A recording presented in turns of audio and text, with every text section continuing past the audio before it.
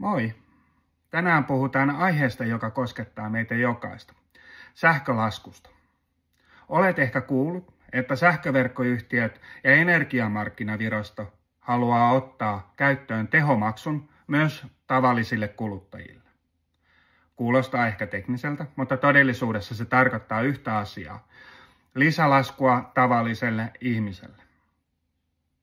Tällä hetkellä me maksamme sähkösiirrosta selkeän ja reilun mallin mukaan. Maksu perustuu sulakekokoon ja siihen paljon sähköä oikeasti kuluu. Mutta tehomaksu tarkoittaa sitä, että sua aletaan laskuttaa siitä hetkestä, kun sähkön kulutus kotona nousee korkealle. Vaikka vain pariksi minuutiksi. Siis jos sä laitat samaan aikaan päälle kahvinkeittimen, uunin, lämpöpumpun. Laskutuksessa se näkyy heti rangaistuksena. Tavallisen kodin huipputeho ei romuta sähköverkkoa. Ongelma ei ole kotitalous. Ongelma on tehohallinnan puute järjestelmässä. Tehomaksu ei ohjaa kulutusta järkevämmin. Se vain rokottaa niitä, joilla ei ole mahdollisuutta siirtää sähkön käyttöä. Esimerkiksi pienituloisia, vuokralaisia, lapsiperheitä, ihan tavallisia ihmisiä. Ja pahinta on se, että energiamarkkinavirasto painostaa sähköverkkoyhtiöitä ottamaan maksun käyttöön, väittäen sen olevan oikeudenmukaista.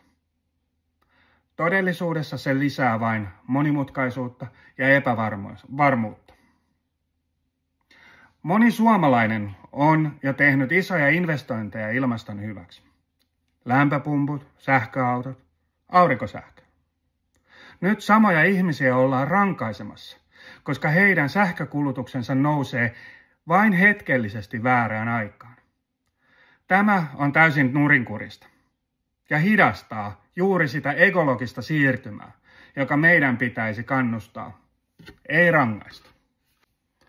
Jos sähköverkon teho ei riitä, ratkaisu ei ole laskuttaa pienkuluttajaa enempi. Ratkaisu on älykkäämpi järjestelmä, selkeä hinnoittelu ja kysyntäjousto, joka toimii. Me tarvitsemme sähkömarkkinan, johon voi luottaa, ei uutta maksutapaa, joka tekee tavallisista kuluttajista rahasampoa. Tehomaksu on karhunpalvelus pienkuluttajille. Nyt on aika sanoa ääneen, tavallista ihmistä ei pidä rangaista sähköjärjestelmän tehottomuudesta. Selkeä, ennustettava ja kannustettavat hinnat. Siinä on oikea suunta. Ei tehomaksuja, vaan tervettä, järkevää energiapolitiikkaa.